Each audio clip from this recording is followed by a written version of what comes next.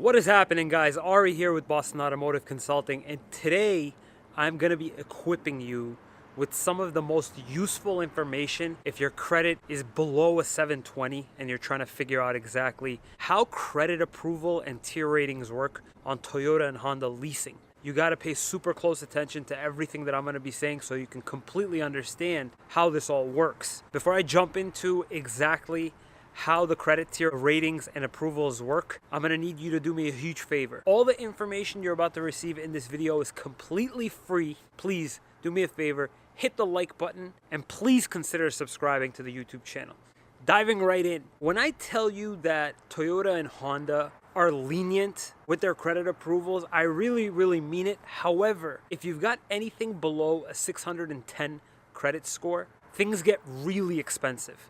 I'm going to be putting up a chart with how the breakdown goes as far as what tier or category approval rating you fall under depending on what your credit score is. And what I want to say is this: if your credit score is a 660 or above and you're looking at more of like a popular model, your best bet is to go with Honda on the lease, because Honda actually incentivizes and helps those that are anywhere above a 660. Like, they don't charge additional interest than what's normal on the lease if you're looking at something that's like readily available, like a Honda Accord LX or Sport, or maybe even the CRV. They really incentivize it, and they don't basically like punish people that are somewhere in the 660 range that are trying to get into one of these things. Toyota doesn't do that. However, Toyota has a bunch of tiers, and they don't go wild when you drop down from tier to tier. You know, they stay pretty consistent.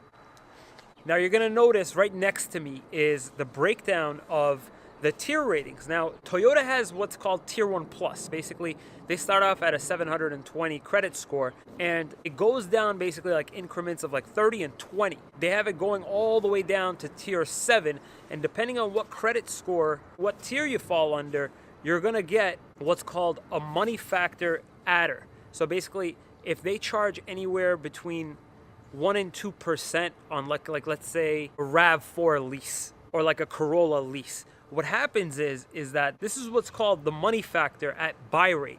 So the money factor at buy rate is basically the best possible interest rate on the lease. You take the money factor at buy rate, and depending on what tier you're at, you add the money factor adder to the original money factor, which is typically between 1 and 2% APR or 0.0001, sometimes even below that. However, it's safe to say across the board that the more popular and lesser expensive models start off at about 0.001, and you add the money factor adder to that buy rate best APR or money factor that's available. The same applies with Honda, except for Honda, if you're looking at a more popular flooded in stock type of a vehicle, they don't actually have, if you're anything above a 660 credit score, just as long as obviously you don't have a delinquent past.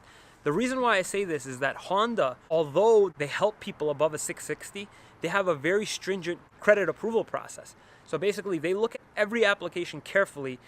Generally, Honda has longer approval times with those that have some sort of derogatory marks or late payments on their lease. So you've got to keep that in mind if your credit score is above 660, but you've got some things on your credit score that may stop you from getting approved. Now, as long as you can prove that you make sufficient income to support the lease, approval won't be a process. Just processing times could wear you down a little bit. Be patient. It'll be worth it in the end, especially because they won't be adding anything to the money factor if you're above a 660. Now, these benefits are only if the model itself is like one of their bread and butter cars, such as like the Civic, the Accord, or the CRV. Once you start going to things that aren't as readily available, like the Fit, the Ridgeline, things like that, they go by a different approval process. And generally, if you're below a 610, they're going to charge you ridiculous interest rates anyway.